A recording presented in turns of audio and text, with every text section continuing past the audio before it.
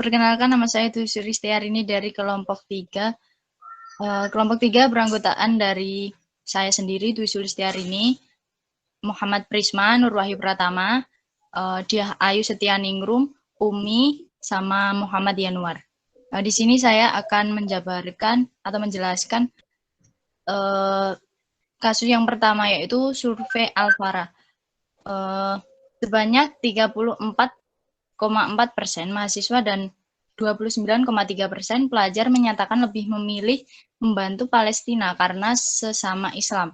Alfara mencatat 45,9% mahasiswa dari 49,4% mengaku memilih membantu Indonesia Timur karena sesama warga Indonesia. Pro dan kontra dari kasus ini adalah pro sesama umat beragama Islam diharuskan untuk membantu saudara-saudara sesuai dengan ajaran agama Islam yang mengajarkan pada kita untuk saling membantu saudara ketika kena musibah. Untuk kontranya sendiri, di samping mementingkan agama, alangkah baiknya kita mendahulukan bangsa sendiri yang merupakan saudara setanah air yang bisa dibilang membutuhkan uluran tangan kita karena di samping wilayahnya yang sangat tertinggal,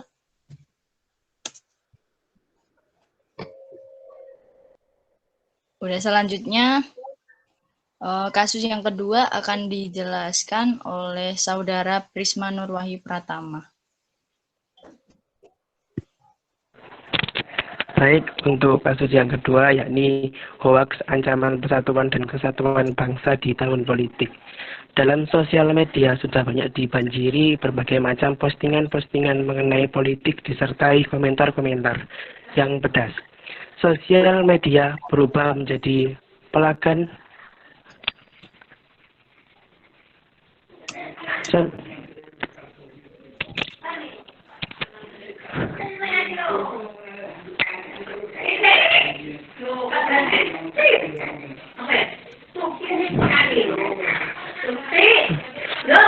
Sosial media berubah menjadi pelagan pencekam politik ugal-ugalan, membuat para peserta politik menyerang satu sama lain dan mencari kelemahan satu sama lain.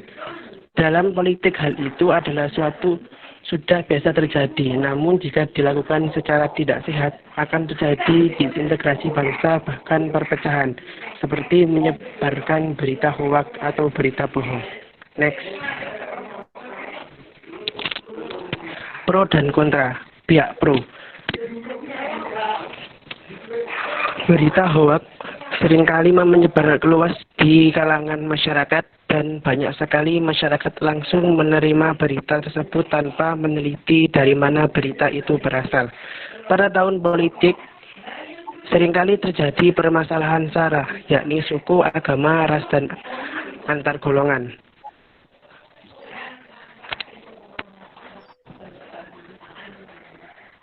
Dari pihak kontra, yakni seringkali masyarakat tertipu oleh berita ini karena masyarakat kurang meneliti dari mana informasi itu berasal dan bersumber dari mana.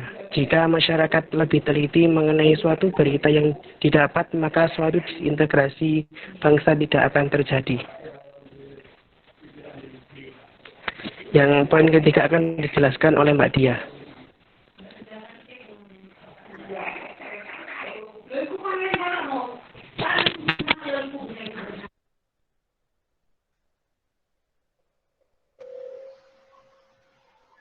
Mohon maaf, itu punya Mas Januar.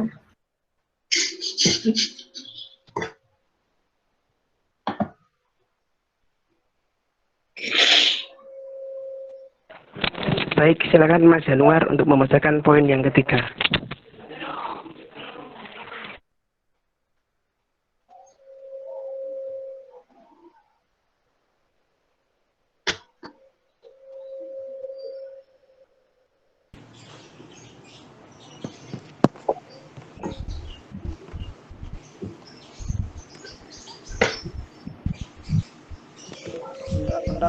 Bentar ya.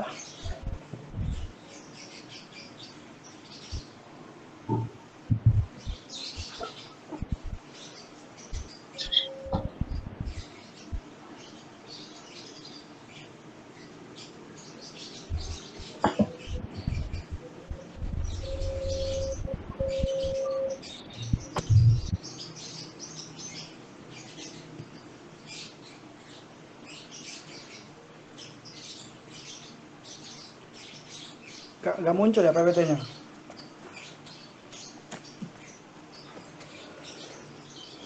Oke. Generasi muda saat ini dianggap tidak peduli dengan budaya sendiri. Generasi muda Indonesia saat ini semakin kurang peduli dan kurang mencintai budaya bangsanya sendiri. Karena sekarang ini semakin banyak kebudayaan asing yang masuk ke Indonesia, sehingga minat generasi muda jauh lebih tertarik untuk mempelajari kebudayaan asing tersebut. Indonesia merupakan negara dengan keanekaragaman suku dan budaya. Budaya sendiri dapat diartikan sebagai suatu gaya hidup yang berkembang dalam suatu kelompok atau masyarakat dan diwariskan secara turun-menurun dari generasi ke generasi berikutnya. Budaya mempengaruhi banyak aspek dalam kehidupan manusia. Budaya mempengaruhi agama, politik, adat istiadat, bahasa, bangunan, pakaian, bahkan dalam suatu karya seni tak lekang oleh pengaruh budaya. Oleh sebab itu, seiring berjalannya waktu, budaya bersifat kompleks, abstrak, dan luas dalam peradaban manusia. Contoh budaya asli Indonesia adalah wayang, batik, angklung, reok ponorogo, tari kecak, tari saman, keris, tari pendet, dan masih banyak lagi yang lainnya. Akan tetapi, pemuda zaman sekarang banyak yang meninggalkan budaya asli Indonesia yang mereka anggap kuno dan menggantikannya dengan budaya barat yang mereka anggap lebih modern. Padahal, sebagai penerus masa depan bangsa, seharusnya mempunyai keinginan untuk menjaga dan melestarikan budaya asli Indonesia, supaya tidak hilang dan diambil atau diakui sebagai budaya negara lain. Generasi sekarang sangat berbeda dengan generasi sebelumnya, akibat perkembangan teknologi dan budaya asing yang masuk, membuat generasi muda sekarang kurang peduli dan kurang mencintai budayanya sendiri. Karena kurangnya minat mereka untuk mempelajari budaya sendiri, padahal bangsa Indonesia memiliki banyak sekali kebudayaan, bahkan ada yang menjadi warisan budaya dunia. Alasan utama pemuda zaman sekarang lebih memilih budaya barat atau negara lain adalah kurangnya minat dan kesadaran, tidak bangga akan budaya sendiri, ketidakpedulian atas budaya sendiri, kurangnya informasi dan pengetahuan, dan akibat malu serta gengsi. Kemudian mengapa generasi muda lebih tertarik budaya luar negeri daripada budayanya sendiri? Generasi muda Indonesia saat ini semakin kurang peduli dan kurang mencintai budayanya sendiri.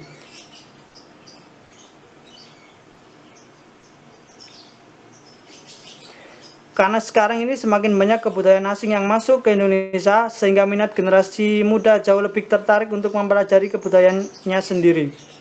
Salah satu yang menyebabkan kurangnya minat untuk mempelajari budaya sendiri, ya seperti tadi, karena kurangnya informasi dan pengetahuan tentang kekayaan budaya yang dimiliki bangsa Indonesia.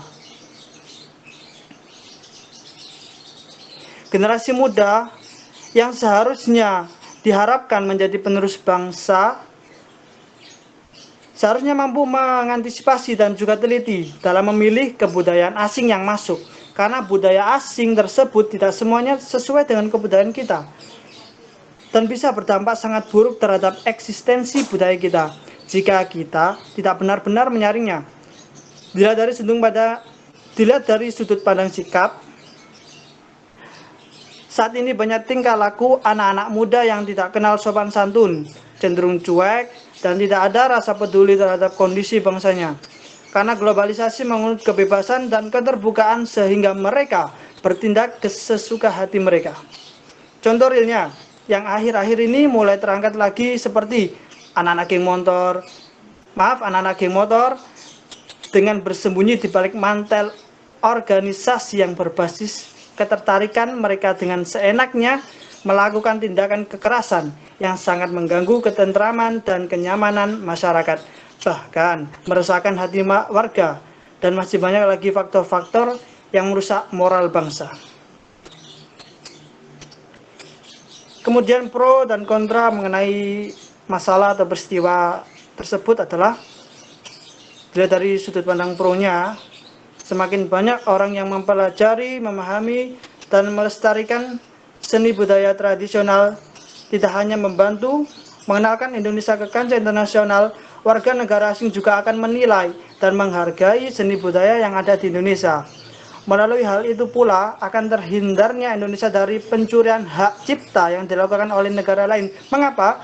Karena seni tradisional tersebut sudah terlebih dahulu dipopulerkan oleh warga negara Indonesia. Kemudian dari sudut kontra, ada ratusan bahkan ribuan seni tradisional yang Indonesia miliki. Pastinya sulit untuk masyarakat memfokuskan hanya pada satu atau dua jenis saja. Selain itu, perkembangan globalisasi juga menyebabkan berkembangnya seni-seni tradisional yang beradaptasi dengan perkembangan zaman, dan hal tersebut menyebabkan banyaknya seni tradisional yang cenderung berubah dan mengadaptasi nilai-nilai yang lebih modern atau dari budaya asing. Baik, terima kasih, dan selanjutnya akan diteruskan oleh kelompok saya. Waktu dan tempat kami persilakan.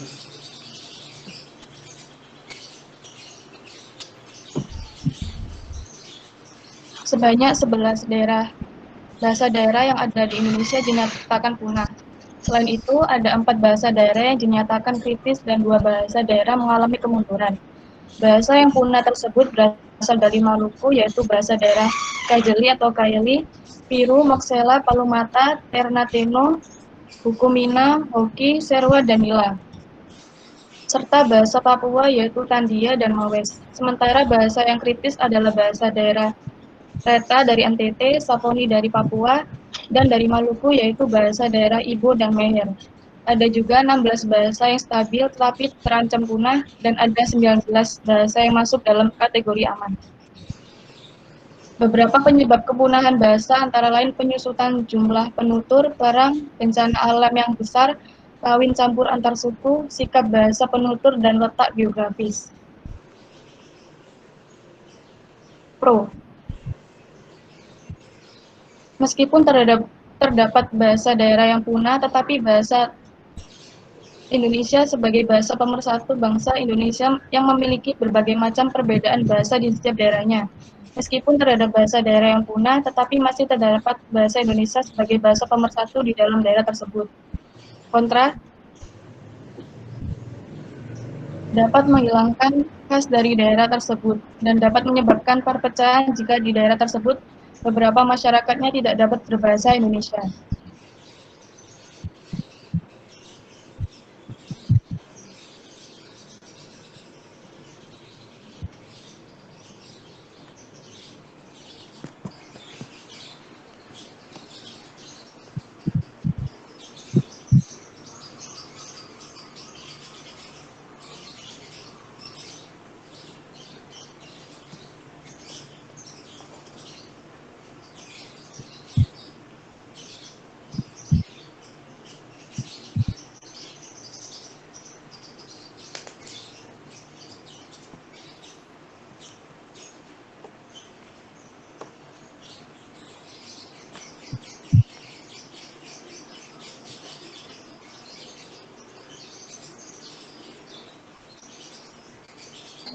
Halo,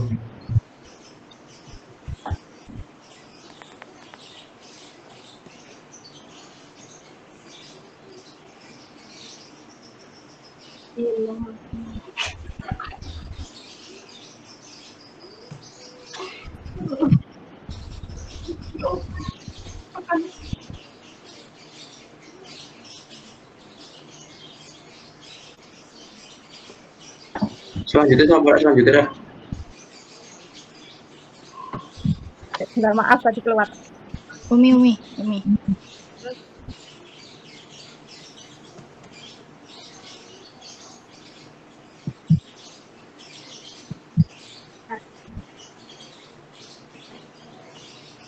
Akhirnya pada memilih politik dengan baik dan banyak dinaungi. Tokoh intelektual kampus itu juga kerap kali mengadakan kegiatan penulisan dan diskusi mengenai pergerakan. Tujuannya untuk mengembangkan pengaruh dari Soekarno PKI. Tidak di GMS. Lihat apa yang perjuangkan PSI berbeda daripada tujuannya sebagai seorang intelektual. Dari kekerjaan, G mandiri yang independen, kan kelompok lepas dari partai. Prinsipnya buku, pesta, dan cinta. Artinya, para mahasiswa selain wajib berorganisasi dan mengedepankan literasi, boleh juga bersenang-senang. Nah, ia bersama komunis utama di senat psikologi dibujuki maju menjadi ketua siswa Universitas. Pun senat mahasiswa UI 4. Justru Herman ketua senat masa salah satunya terjadi peristiwa gerakan 30 September atau G30S 1965 terjadi. Peristiwa 30 tandai dengan jenderal itu di keledai di kian krisma ekonomi buruk. Harga naik tak kira-kira. Inflasi pada ini itu mencapai 600%. Pemerintah pun seakan tak mampu mengatasi perekonomian tersebut. Alih-alih menurunkan harga, Ki melihat pemerintah lebih mengembangkan proyek-proyek susuar agar nama Indonesia dapat dilihat megah di luar. Namun hidup rakyat semakin berat.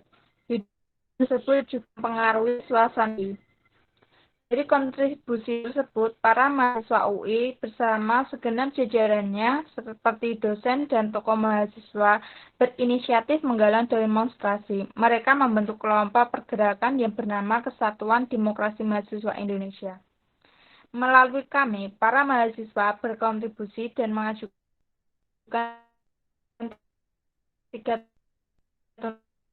tuntutan rakyat dari 19 ini dari unsur-unsur PKI. Mereka melakukan Rawamangun menuju menyalurkan kisah demonstrasi tersebut di orang langsung selama berhari-hari. Di berpandangan, demonstrasi tersebut benar-benar menunjukkan resistensi terhadap Soekarno dan PKI.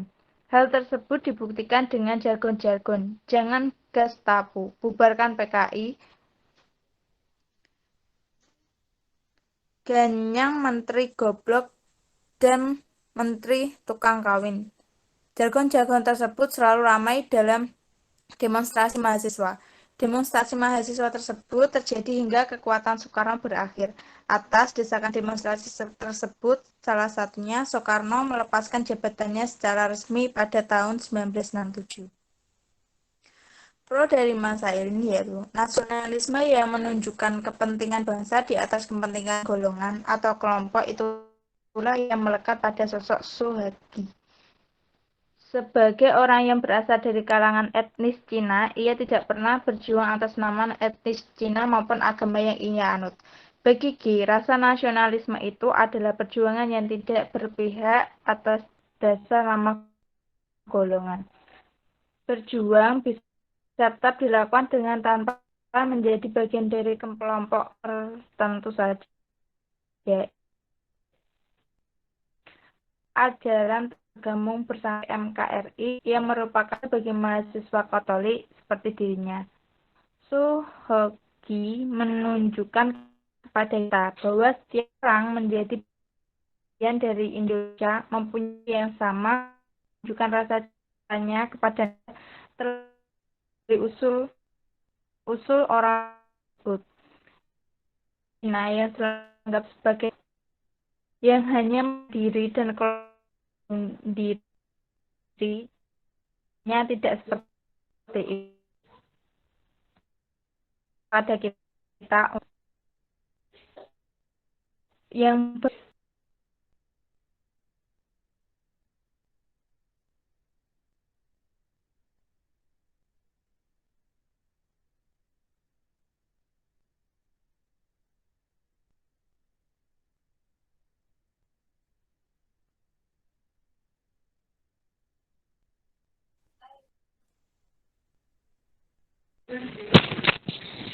Baik, saya akan melanjutkan presentasi dari Mbak Umi.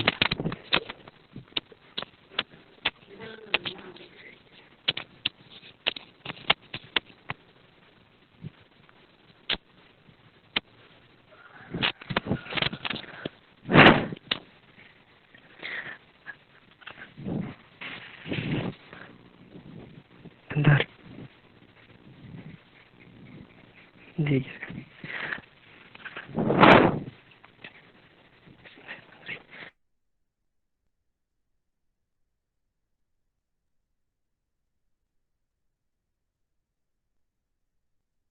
Sebenarnya terlalu mengikut campuri urusan internal pemerintahan. Menurut pandangan kami, orang yang terlalu kritis tidaklah baik, karena hal tersebut dapat membuat seseorang enggan menerima kritik dari orang lain.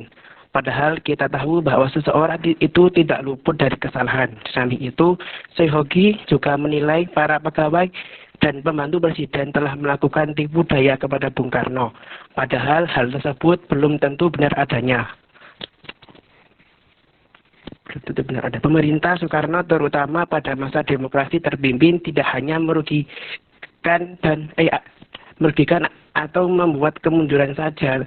Kita tahu bahwa berkat program yang dirancangkan pada masa itu bisa membuat Indonesia lebih dipandang atau dihargai di mata dunia. Next.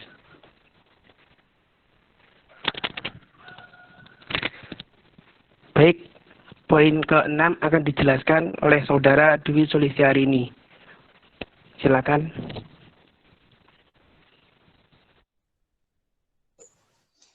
Ya, saya akan melanjutkan presentasi yang kasus nomor 6.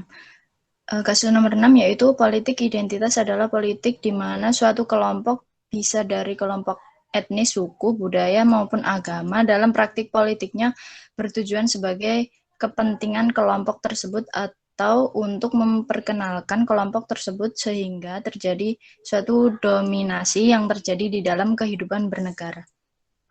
Pro dari kasus ini adalah karena di samping anjuran setiap warga negara yang beragama dalam wujud ketakwaannya terhadap ajaran yang dipilihnya sehingga setiap umat menyebarkan agamanya sesuai ketetapan dan aturan yang ada di dalam masyarakat dan umat beragama.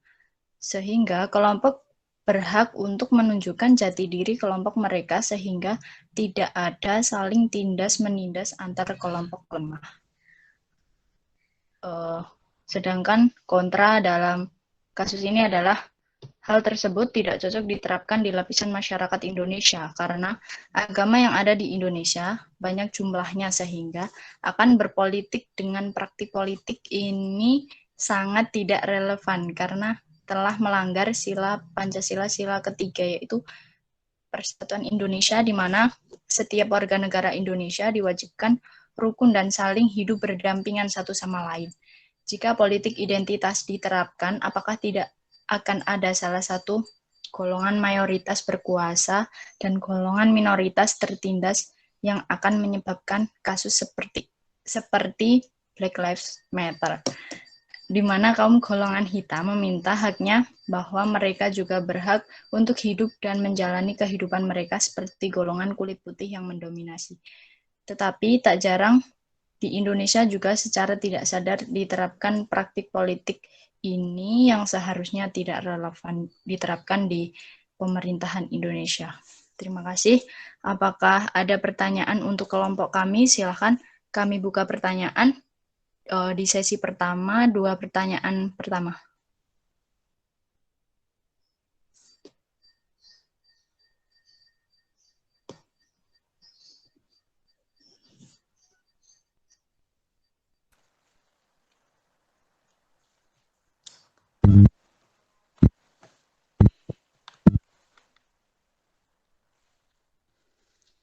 Halo, mohon maaf izin bertanya. Ya. Sesuai dengan perkembangan teknologi yang semakin melejit di era globalisasi seperti sekarang ini, tentunya kecanggihan teknologi sudah tidak dapat dibendung lagi kan. Nah, menurut kelompok Anda, sudah sesuaikah media dalam memberikan informasi yang sebenarnya dan sejelas-jelasnya kepada masyarakat mengenai pentingnya atau hakikat Pancasila tersendiri. Terus menurut kelompok Anda, selain sosialisasi, bagaimana langkah pasti yang dapat dilakukan masyarakat dan pemerintah dalam menginternalisasikan nilai-nilai Pancasila agar merasuk ke setiap komponen masyarakat? Terima kasih.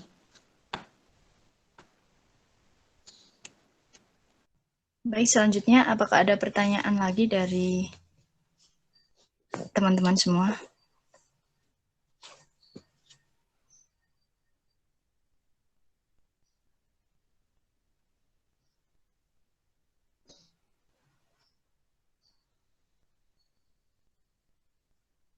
Jika tidak ada, saya akan langsung menjawab pertanyaan dari Mawar. Menurut pandangan pribadi saya sendiri, sudah sesuaikah media memberikan informasi pada Mosi? Menurut pandangan saya pribadi ya, di Indonesia ini media penyampaian informasinya terkadang selalu mengedepankan yang namanya bukan fakta, tetapi rumor. Di Indonesia sendiri, masyarakatnya tidak luput dengan berita hoax. Banyak dari mereka tidak dapat menyikapi hoax tersebut sehingga hoax tersebut dianggap berita yang menurut dia itu fakta, padahal kenyataannya itu hanyalah sebuah hoax. Selain sosialisasi, menurut Anda bagaimana cara cara apa tadi, Pak? Internalisasikan nilai-nilai Pancasila agar merasuk ke setiap jiwa pribadi dan sesuai dengan hakikat Pancasila itu sendiri ya. Selain sosialisasi, perlu dengan adanya sikap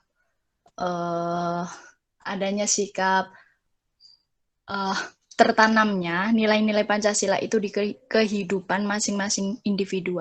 Jadi setiap nilai-nilai Pancasila itu yang nilainya konkret itu jika tidak ditanamkan secara langsung di dalam hati, maka tidak akan bisa terrealisasikan. Dengan kata lain, cara menginternalisasikan nilai-nilai Pancasila itu sendiri yaitu dengan cara menanamkan nilai-nilai Pancasila itu dari diri sendiri kita. Itu ah.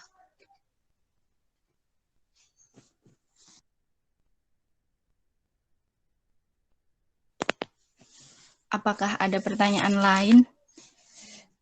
Saya tunggu sedikit ya. Jika tidak ada, nanti saya akan tutup.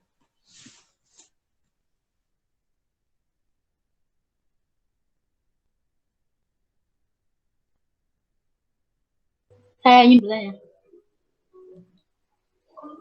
Iya, silahkan. Jadi dalam permasalahan yang sering kali terjadi di Indonesia itu, sering kali saya lihat jikalau ada perbedaan pendapat antar agama, semisal agama ini dan agama lain. Agama Islam kan memang mayoritas, sedangkan agama yang lain memang sedikit minoritas. Nah, beberapa dari itu juga seperti salah satu mencela agama lain.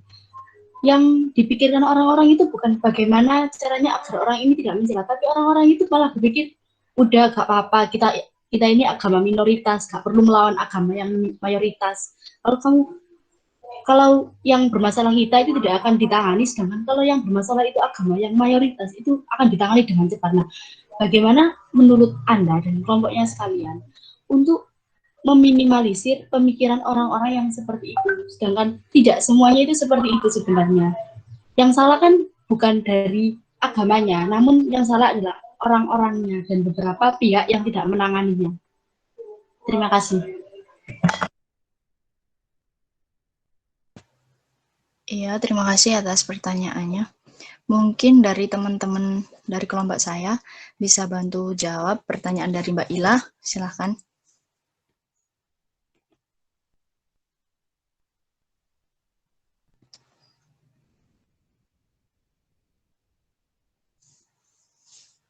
Mungkin saya sendiri ya yang akan menjawab pertanyaan dari Ila. Yang bisa saya tarik kesimpulan dari pertanyaan Ila tersebut adalah begini ya lah.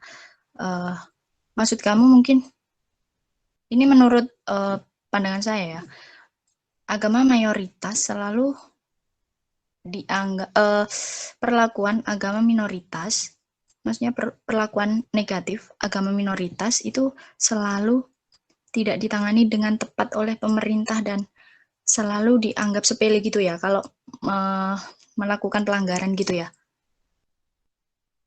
Terus yang disalahkan kalau misal agama mayoritas melakukan kesalahan itu langsung dicap kayak negatif gitu ya.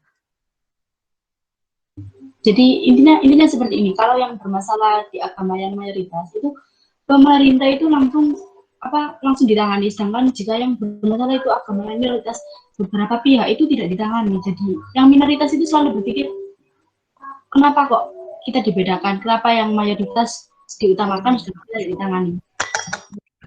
Berarti ini bukan permasalahannya bukan melanggar suatu norma ya. Ini misalnya kalau agama minoritas melakukan apa gitu kayak dikesampingkan gitu ya. Menurut saya iyalah ya. Itulah kekurangan Indonesia lah. Jadi nilai-nilai Pancasila yang seharusnya diterapkan dalam suatu masyarakat dan itu terdiri dari lapisan pemerintah dan masyarakatnya itu sendiri itu kurang tercermin. Karena apa? Mereka menganggap bahwa nilai-nilai Pancasila itu hanya sebuah nilai yang tertulis, tetapi dalam praktiknya mereka tidak menganggap nilai-nilai tersebut menjadi suatu patokan atau aturan untuk melakukan sesuatu hal yang menurut mereka itu kurang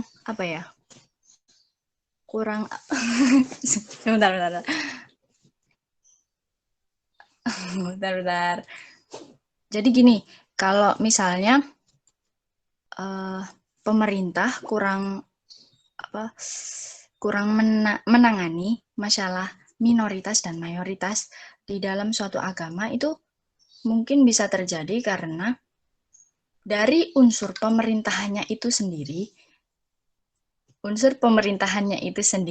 tidak menerapkan nilai Pancasila, yaitu pada Pancasila yang sila pertama yaitu ketuhanan yang Maha Esa, di mana setiap masyarakat berhak untuk memilih agama. Dan bukankah di dalam suatu masyarakat tersebut tidak boleh kita membedakan antara agama satu dengan agama yang lain?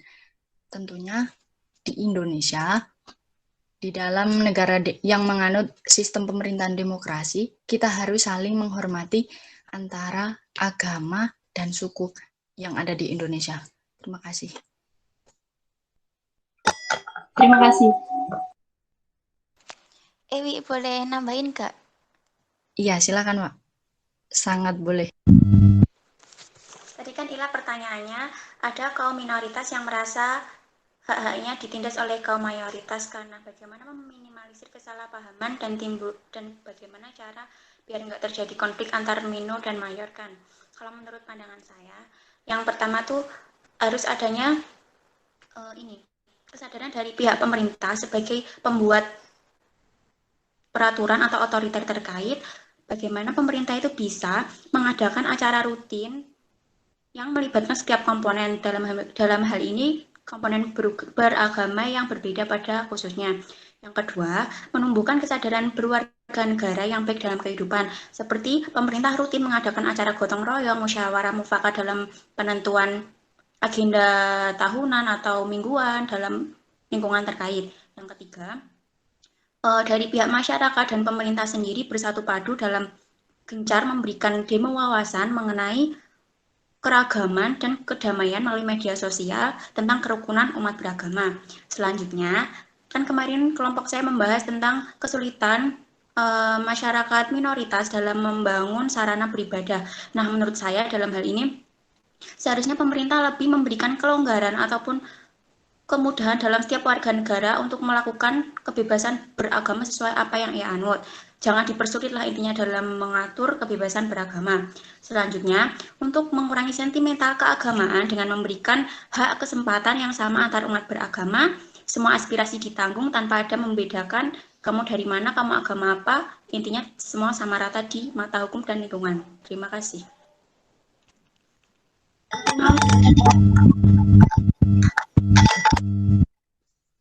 Terima kasih Mbak Mawar atas tambahannya, sangat membantu sekali. Mungkin cukup sampai di sini saja pertemuan kali ini kepada kelompok kami. Jika ada tutur kata atau perkataan saya yang kurang berkenan, mohon dimaafkan. Wassalamualaikum